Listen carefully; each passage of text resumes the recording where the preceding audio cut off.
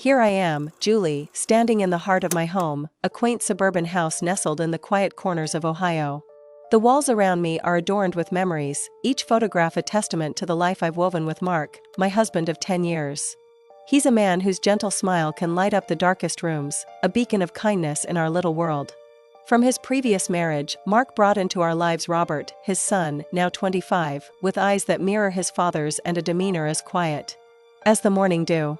Robert has just returned from college, his presence a gentle reminder of the complexities of our blended family. Our home, a sanctuary of sorts, resonates with the echoes of laughter and the soft whispers of introspection. Mark, an engineer by trade, leaves early for work, his departure a silent signal for my day to begin.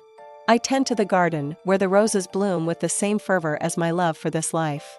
I lose myself in books, their pages turning with the rhythm of my thoughts, and manage the household with a meticulous care that borders on ritual. But beneath this serene surface, there's an undercurrent, a subtle tension that has begun to stir. Robert, adjusting to life back home, carries with him not just his belongings but also the unspoken weight of his past.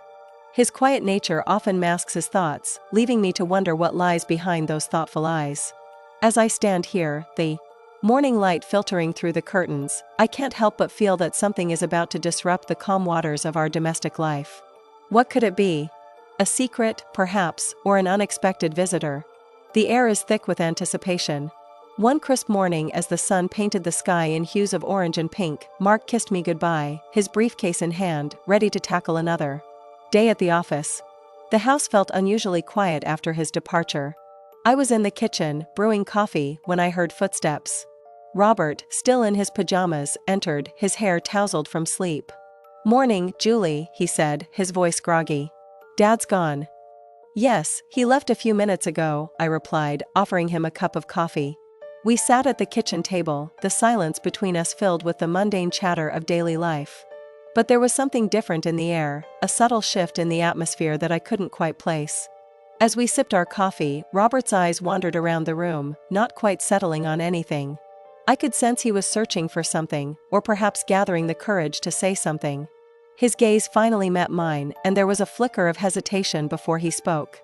"Julie, there's something I've been meaning to talk about," he started, his voice low, almost as if he was afraid of being overheard. My heart skipped a beat. The anticipation in the air thickened, like the steam rising from our mugs. "What is it, Robert?" I asked, trying to keep my tone light, but inside, my mind raced with possibilities. Was he going to tell me about a secret he'd been keeping? Or perhaps he was planning to move out, to start his own life away from the shadows of his past? He took a deep breath, his fingers tracing the rim of his coffee cup. "I've been thinking a lot about my future," he said, pausing to gather his thoughts. "I've been feeling restless, like I'm not where I'm supposed to be." Days turned into weeks, and Robert's presence in the house became more pronounced. One morning, after Mark had left, Robert came into our bedroom, his excuse being to borrow a book from Mark's collection. I was still in bed, the warmth of the covers inviting me to linger. "Julie, do you mind if I stay a bit?" he asked, his voice low, almost hesitant. I nodded, not fully understanding why, but feeling a strange pull towards this moment. What started as an innocent conversation about literature quickly spiraled into something neither of us anticipated. The line between familial affection and something more blurred, and in a moment of weakness, I crossed it. The guilt was immediate, a heavy cloak that I wore silently, avoiding Robert's gaze, trying to erase the memory of that morning. But the incident repeated, each time with less resistance, until it became a secret part of our routine. How long could this forbidden dance continue before the music stopped? Each morning, as Mark left for work, the house seemed to hold its breath, waiting for the next misstep. Robert's visits to our room became more frequent, his excuses more transparent. The books he borrowed were left unread, the conversations less about literature and more about us, about feelings we shouldn't have been exploring. The tension was palpable, like a storm brewing on the horizon. I found myself looking forward to these moments, these stolen glances and whispered words, even as my heart ached with guilt. The house, once a sanctuary, now felt like a stage where we played out our forbidden drama. I knew it was wrong, every fiber of my being screamed at me to stop, but the pull was too strong, the thrill too intoxicating. We were like two planets caught in each other's gravitational pull, unable to break free, spiraling closer with each passing day. The secret weighed on me, a constant companion in my solitude. I would watch Mark, his unknowing eyes filled with love, and feel the chasm between us widen with each lie I told by omission. The months passed, and the tension in the house grew palpable. Mark, oblivious to the undercurrents, continued his life, his love for his family unwavering. Robert and I, bound by our secret, found solace in each other's company, our interactions now carrying a weight of unspoken words and shared glances. One evening, as Mark was away on a business trip, Robert and I sat in the living room, the silence between us louder than any conversation. The air was thick with the anticipation of what might happen next. "I can't keep doing this, Julie," Robert whispered, his voice breaking the silence. "It's not right." I knew he was right, but the pull was too strong, the comfort too real. We had crossed lines that should never have been blurred. Each time Mark left for work, the house seemed to breathe a sigh of relief, only to tense up again. With Robert's presence. His visits to our bedroom, under the guise of borrowing books, had become a routine, a secret dance that we both knew was wrong but couldn't stop. "I feel like we're playing with fire," I confessed, my voice barely above a whisper. The room felt smaller, the walls closing in on us, reflecting the chaos within. Robert's eyes, those eyes so like his father's, met mine with a mix of longing and regret. "I know," he said, his hand reaching out but stopping short of touching mine. "But how do we stop when every moment feels like the last time?" The guilt was a constant companion, a shadow that followed me through the house. I would watch Mark, his eyes filled with love, and feel the chasm between us widen with each lie I told by omission. The house, once a sanctuary, now felt like a stage where we played out our forbidden drama. "I think we need to end this," Robert said, his voice firm yet filled with sorrow. "Before it destroys us all." The words hung in the air, heavy with the truth we both knew but had avoided. Would this be the end, or just the beginning of something more dangerous? The uncertainty was as palpable as the tension that had built up over the months. The climax came unexpectedly one Saturday afternoon when Mark returned early from his trip, his car pulling into the driveway just as Robert and I were in the midst of another clandestine meeting. The sound of the garage door opening was like a gunshot, shattering our fragile world. Panic ensued. Robert dashed out of the room, and I scrambled to compose myself.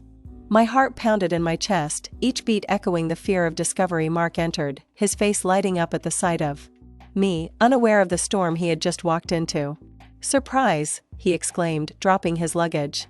"I thought I'd come home early." The room spun as I forced a smile, my heart racing. Robert appeared, his face a mask of calm, but his eyes betrayed his fear. I could feel the tension in the air, thick and suffocating. Mark, oblivious, continued to talk about his trip, his voice a distant hum in my ears. My mind raced, trying to find a way out of this nightmare. Robert, standing by the doorway, looked like he might bolt at any moment. "Julie, you look pale. Are you okay?" Mark asked, his concern genuine, his eyes searching mine for an answer. I nodded, my voice caught in my throat. "Just surprised to see you back so soon," I managed to say, my words feeling hollow. Robert, trying to appear nonchalant, chimed in, "Yeah, Dad, you caught us off guard." His voice was steady, but I could see the slight tremble in his hands. Mark laughed, a sound that once brought warmth but now felt like a knife twisting in my gut. "Well, I couldn't wait to see my family," he said, moving towards me for a hug. I hugged him back, my mind screaming at the irony of the situation. Here I was, embracing the man I loved, while his son, with whom I had shared forbidden moments, stood just feet away. The conversation shifted to mundane topics, but every word felt like a lie, every laugh forced. Robert excused himself, saying he had some work to catch up on, his escape from the room almost palpable. As Mark's return marked the beginning of the end, not with a bang, but with a whisper of secrets unraveling. The days that followed were a slow descent into a reality we could no longer ignore. Mark, ever observant, began to notice the changes, the subtle shifts in our interactions. One evening, after a particularly tense dinner, he confronted us. "I need to know what's going on," he said, his voice steady but his eyes searching. The confession was painful, a slow release of the poison that had been eating at us. Robert and I sat there, the weight of our actions heavy on our shoulders. I spoke first, my voice trembling as I recounted the forbidden moments, the stolen glances, the whispers in the shadows of our home. Robert, his face pale, added his part. His words filled with regret and sorrow. Mark's reaction was not of anger but of profound sadness, a man betrayed by those he loved most. His eyes, once filled with love, now held a depth of pain that cut through me. "Why?" was all he could muster, his voice breaking. In the aftermath, our family was irrevocably changed.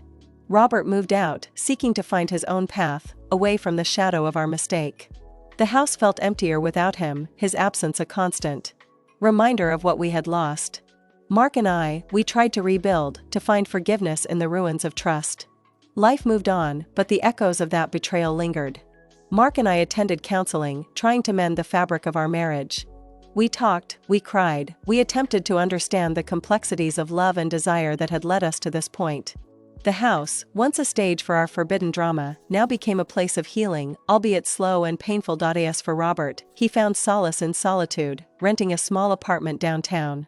He threw himself into his work, his art becoming an outlet for his emotions. We kept in touch, our conversations strained but necessary, a bridge we were trying to rebuild over the chasm we had created years past, and the scars began to fade. Not completely, but enough to allow us to breathe without the constant weight of guilt. Don't forget to subscribe, like, and comment if you enjoyed this story. This will help us create more engaging stories for you.